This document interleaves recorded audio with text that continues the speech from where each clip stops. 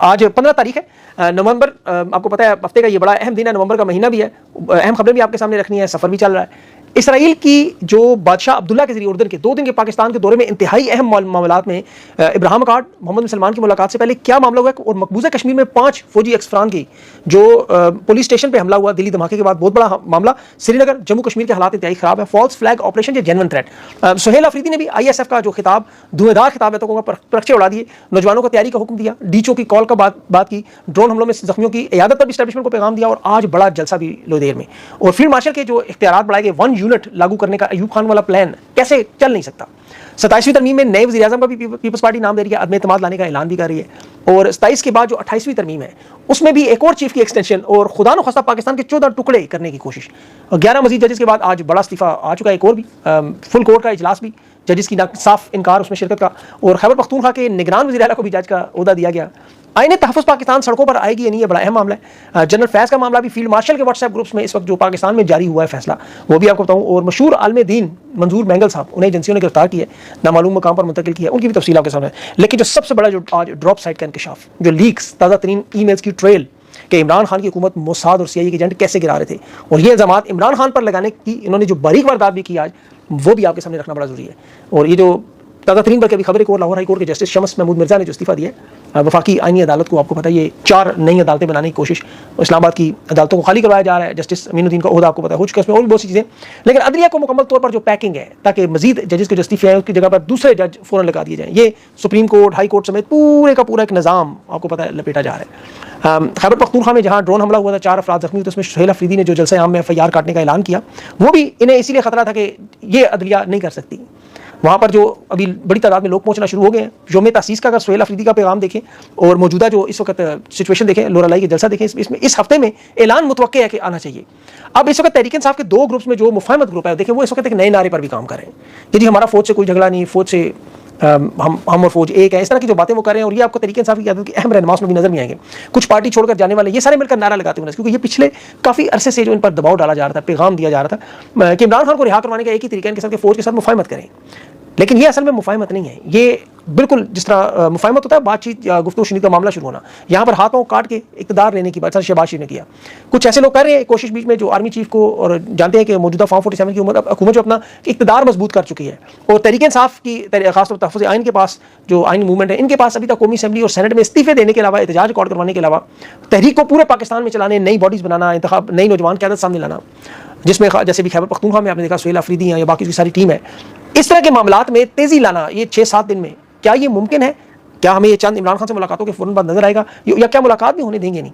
क्योंकि 27वीं तरमीम के बाद अदलिया के जितने भी केसेस हैं उसमें इमरान खान की तरफ से पेश ना होने का भी आ सकता है मामला। मुल्क की तहरीक तमाम लोग आजमा जो पूरे वो भी लाए अमल सामने खुल के आ सकता है, क्योंकि जो ताकत इस वक्त तहरीक इंसाफ के कैंप में नौजवानों की वजह से नजर आई है, जिसमें आप देखें इंसाफ स्टूडेंट फेडरेशन इस वक्त बाकायदा तौर पर कहा जाए कि पार्टी की क़यादत संभाल चुकी है, जो बड़े उहदों पर, इनकी 18वीं योम तासीस के मौके पर नौजवान नस्ल की जो मैंने देखी जिद्दोजहद, मुझे लग रहा है कि अब सबका क़यादत जो है ना वो अब पीछे बैकफुट पे जा रहे हैं। असल बेनिफिशियरी है भी नौजवान, और ये जो इस वक्त पाकिस्तान को आइन, कानून, जमहूरियत से ज़्यादा वो ज़रूरत है इन नौजवानों की, ताकि ये बड़े बड़े फैसले कर सके। मतलब देखें सुहेल अफरीदी ने 2 बड़े फैसले किए, एक 9 मई रेडियो पाकिस्तान की इंक्वायरी, अब इसमें देखें इंक्वायरी में से कोई निकला सारा इदारे में, तो 9 मई को तो बयानिया खत्म, यानी गला पर जुडिशल इंक्वायरी इसीलिए नहीं होने दे रहे थे, ना उसमें दिलचस्पी ले रहा था। दूसरा खैबर पख्तूनख्वा में जो काला कानून 3 MPO समेत मुखालफिन को अगवा करने वाला, वो खत्म किया गया।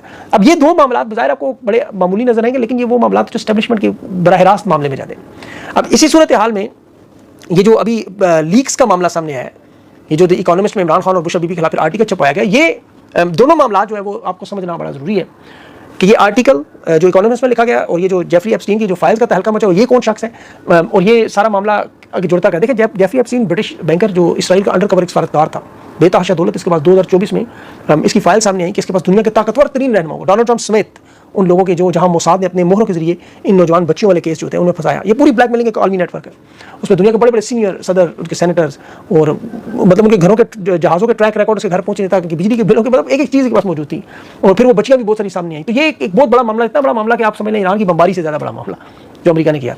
इलॉन मस्क और डोनाल्ड ट्रंप की आपस में गुफ्तगू भी सामने आई इस पर, और इन फाइलों के सामने आने का मामला भी था। अब इसमें जो सबसे इंटरेस्टिंग बात पाकिस्तान के मामले में कि इसराइल, मोसाद और CIA किस तरह इमरान खान को इक़्तिदार से निकालने की, जो इनका सबसे बड़ा एजेंडा, जो खुद इनकी अपनी ईमेल्स में जो भी ड्रॉप साइड, रायन ग्रेम और वकास ने ये ताकतवर शख्सियात की जो CIA समेत मोसाद समेत जो ईमेल्स रखी हैं, उसका लुबे-लुबाब यही बनता है कि इमरान खान को 2018 में हुकूमत से फारिग करने की कोशिश थी और फिर जिस पर अमल 2022 में हुआ और इमरान खान को इक़्तिदार से निकाल कर इसराइल के साथ ताल्लुकात बढ़ाना, इजाफा करना, बहाली करना, ये बहुत बड़ी वारदात जिसमें जनरल बाजवा उसके करीबी साथियों की जेफरी एप्स्टीन के साथ और जो इस वक्त इमरान खान के खिलाफ मुहिम चलाने वाले लोग हैं उनके साथ ताल्लुकात। आप देखें वो सारा ट्रेल ख्वाजा आसिफ से लेकर जितने लोगों की इमरान खान के दौर में जब इन्होंने बाद में हुकूमत गिराने के बाद कहा कि हमें तो जनरल बाजवा कोरोना के दिनों में बुला चुका था, तो वो सारे मामला जुड़ते कहाँ हैं ताने बाने जाके जेफरी एप्स्टीन से, जिससे शदीद तरीन इमरान खान से नफरत इस बात पे कि ये एक इस्लाम पसंद बना है। उसने इतना खुल के साफ उन ईमेल्स में लिखा, शदीद तरीन नफरत का इज़हार किया। वो चूंकि मोसाद का एजेंट था और इसराइल में आपको पता है इमरान खान से शदीद तरीन नफरत की जाती है, ये किसी सूरत में इमरान खान को इक़्तिदार में आने के लिए लाने के तैयार नहीं। और ये उसने लिखा कि इस्लाम पसंद शख्स है। फिर उसने उसे शी जिनपिंग मोदी प्यूटन से भी खतरनाक, इमाम खमीनी से भी खतरनाक बंदा करार दिया। अब पाकिस्तान में इकोनॉमिस्ट में कॉलम लिखने वाली 2 खवातीन, बुशरा तस्कीन और एवन जॉन्स। अब बुशरा तस्कीन साहबा की आप देखें CEO हैं किस कंपनी की, बरतानी मुसन्नफ के, उन्होंने पूरा आर्टिकल लिख दिया जेफरी एप्स्टीन के मामले को किस तरह ट्विस्ट दिया। इन्होंने जो पूरा आर्टिकल छाप दिया द इकोनॉमिस्ट में इसराइल के हवाले से, इसमें उन्होंने जिन्हें पता है पस से पर्दा डिप्लोमेसी, सियासी सरगर्मियां भी जारी हैं और बड़े से जनरल बाजवा के दौर से चल रही और अब तो फील्ड मार्शल के दौर में ये चौथे गियर में जा चुकी हैं। पहले तो खुफिया नोयत कराते थे, अब सरेआम खुल के हो रहे हैं, पब्लिक में हो रहे हैं। पाकिस्तानी हुकूमती वज़रा मशीर जो है वो इसराइली वज़ीर से खुलेआम लंदन मुलाकातें कर रहा था सबके सामने। अब अब्राहम अकाउंट, गजा, ये सारी चीज़ें आप जानते हैं। अब यहाँ इसराइल के हवाले से खामोशी इख्तियार करना, ताकत का इस्तेमाल करना फ़लस्तीन में, जो आप सारा देखते रहे हैं। अब इस सूरत हाल में अब्दुल्ला शाह उर्दन के जो सदर हैं वो आ रहे हैं और इनके इसराइल के साथ बड़े करीबी सफारती और सिक्योरिटी इंटेलिजेंस ताल्लुकात हैं, बल्कि मशरिक़ वस्ता में जितने भी खुफिया मुज़ाकरात हैं उर्दन के जरिए होते हैं। और उसमें पाकिस्तान और इसराइल के दरमियान जो खामोश रब्ता हुआ था उसमें भी एक मैसेंजर का किरदार। और ये मामला क्यों इतना है, मैं देखिए इसकी छोटी सी पहले दलील अभी सुने। जो इमरान खान और बुशरा बीबी की गिरफ्तारी हुई थी, फिर इमरान खान को जो रसाई नहीं दी जा रही, जेल में सख्तियाँ हो रही हैं, फिर मौजूदा अदालती निज़ाम जिस तरह मामला सारे का सारा बिगड़ा, ये असल में वही बैन अवी साजिश है जिसके खुफिया नेटवर्क के माली मुफादात, जिसमें मोसाद से ये CIA जैसे ये तमाम एप्स्टीन केसेस इस तरह के मामला बनाते हैं। पाकिस्तान में भी जो लाभी इमरान खान की कमी देखें, मखसूस कंट्रोल से उन्होंने सियासी ढांचा बना के एक मुनज़्ज़म तरीके से मुहिम चलाई। अब ये सारी चीज़ें उस लीक फाइल में ड्रॉप साइड ड्राइव करती, तो आपको अंदाज़ा होगा कि किस तरह पाकिस्तान के इसराइल से ताल्लुकात बढ़ाने के लिए जो दबाव डाला जाता है, इमरान खान उसमें सबसे बड़ी रुकावट था। इसीलिए बैन अवी और मुकामी सतह पर एक मुनज़्ज़म मुहिम से इमरान खान को हटाया गया, उसकी पार्टी को तोड़ा गया था।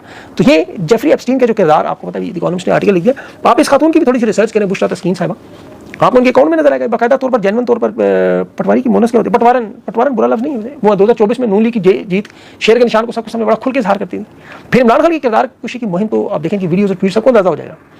अब इन्होंने जो इस गोरे एवन के साथ बैठ के ये आर्टिकल लिखा, वो भी इमरान खान की शादी से खुश नहीं था कि जुमाइमा से शादी की हुई, और इमरान खान वो जिस तरह जेफरी एप्स्टीन खुश नहीं था, क्योंकि इन्हें पता है कि वो मुसलमान होकर आ रहे थे, वो खुश इस चीज़ को पसंद नहीं करते चाहते। इसने साफ साफ लिखा था इसमें जेफरी एप्स्टीन ने कि इमरान खान को इक़्तिदार से निकालो, ये दुनिया के अमन को खतरा डाल रहा है। ये तो और बाद में खुद मारा गया। वो नून लीग और पीपल्स पार्टी के जिम्मे फिर ये ड्यूटी लगाई थी। जिस तरह मरियम नवाज के पास वीडियोस मौजूद है, इसी तरह जेफरी एप्स्टीन के पास भी डोनाल्ड ट्रंप और अहम रहनुमाओं की वीडियोस भी हैं, केसेस भी हैं।